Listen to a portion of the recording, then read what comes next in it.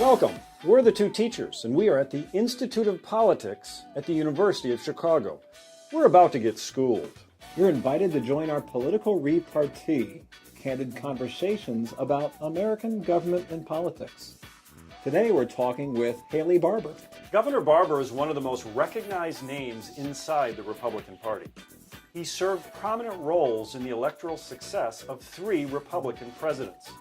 After serving as the Republican National Committee chair in the mid-1990s, Governor Barbour served as the 62nd governor of the state of Mississippi between the years 2004 and 2012. Now it's time to get schooled.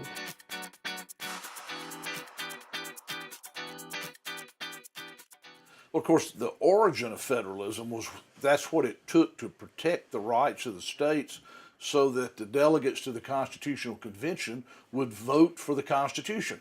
It was a great compromise that we were going to have a stronger government than we had under the Articles of Confederation, but the states would still be supreme except in the very narrow certain things that the Constitution gave authority to the federal government.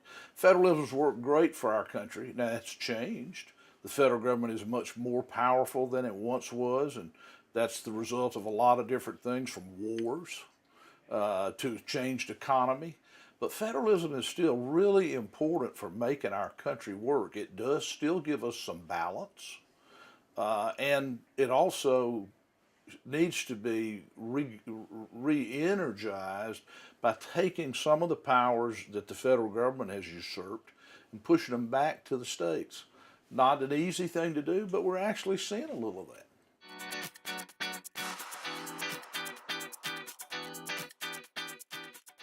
Well, there are a number of things that states clearly do better than the federal government. We governors who run the Medicaid program, we think if they would let us run the program instead of the federal government trying to play too big a role, then we would run it, have a better program that costs less money but provides better care to the citizens because we're closer.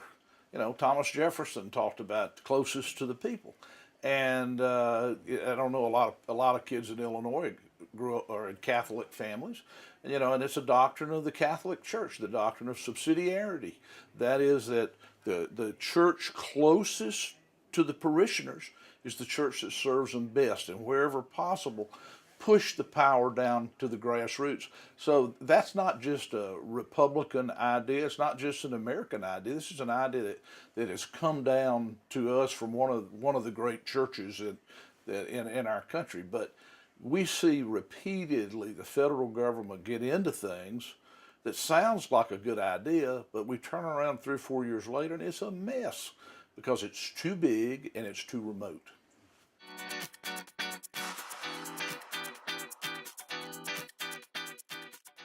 Well, of course, federal block grants sound great, and when they are truly block grants, they are great. If you have, the state has, the right latitude and authority with which to spend it. I think about after Katrina. My state bore the brunt of Hurricane Katrina, and the Congress was very generous in the Bush administration to not only give us money to help rebuild, but to give us a tremendous amount of latitude. When you get the mandates, all of a sudden you lose the flexibility to make the program work as well. Look, not only is the country big and every state different, there are differences within states. And the right way to do a program in Greenville, Mississippi may be very different from the right way to do business in Pascagoula, Mississippi, much less across the country. It's interesting. One of the left's favorite programs today is called the Child Health Insurance Program, SCHIP, right? It's a block grant. Yet the same people in Congress who love SCHIP, the Children's Health Insurance Program, do not want Medicaid to be a block grant. So those kinds of mandated things drive governors and legislators crazy.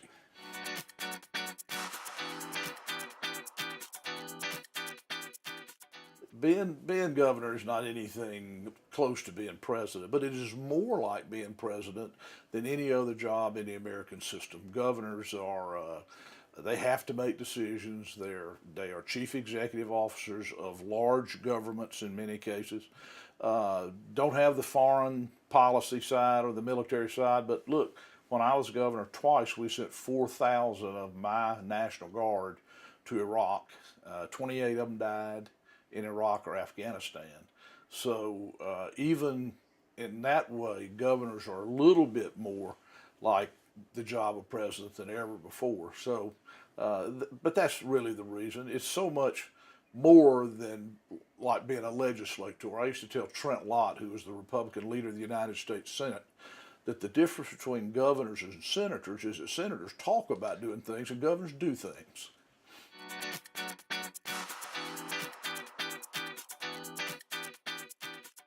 It's a challenge that we've seen before in the past, and that is in political parties there is a tension because in the two-party system both parties are naturally coalitions.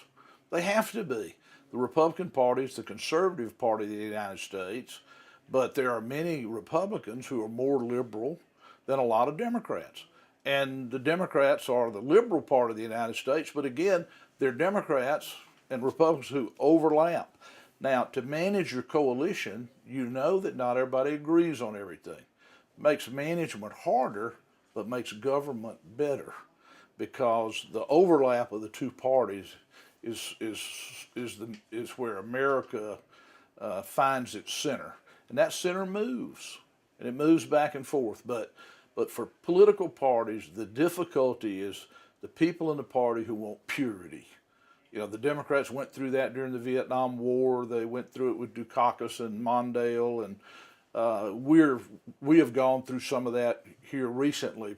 People saying, if you don't agree with me on everything, then I'm mad at you. Well, my old boss, Ronald Reagan, used to say, remember, a fellow that agrees with you 80% of the time is your friend and ally. He's not a 20% traitor.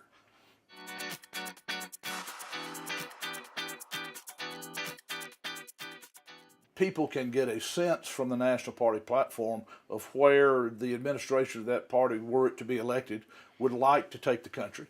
Now, we're in a period today of divided government. Republicans control the House of Congress, Democrats the House of Congress, Democrat president. You will see, though, that the platform of the Democratic Party is essentially the starting place. And when I was in the White House with Reagan, and we had a Democratic House the whole time, it was the Republican side that was the starting place. So yeah, looking at people's platforms doesn't tell you exactly what they're going to do, but it gives you great direction about what they'd like to do and where they would try to go.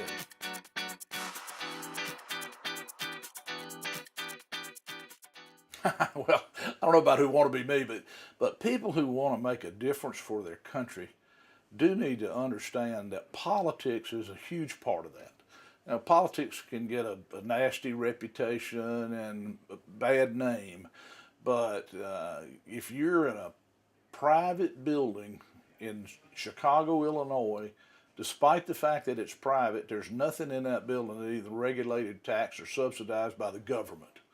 Government is a gigantic, ubiquitous influence in the life of every American and anybody else who happens to be in our country, whether they're not an American.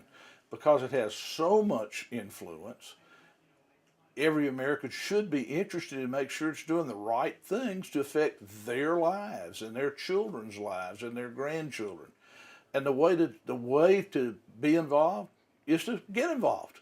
You don't have to run for office like me or be a political operative like I once was when I was younger, but you vote, you volunteer, you go to events, maybe you can even give some money.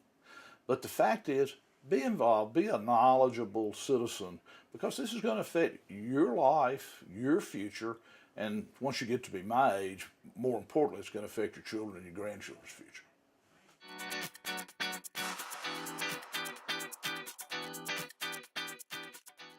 At today's political repartee, we learned 3 essential lessons. One lesson Governor Barbour taught us is that federalism still matters. Federalism isn't just that great idea from the 1780s when they were writing the U.S. Constitution. It still matters today. Politics best is politics that's closest to home. That's federalism. We also learned that political parties matter. Political parties are those coalitions of factions, just like Madison talked about in Federalist 10.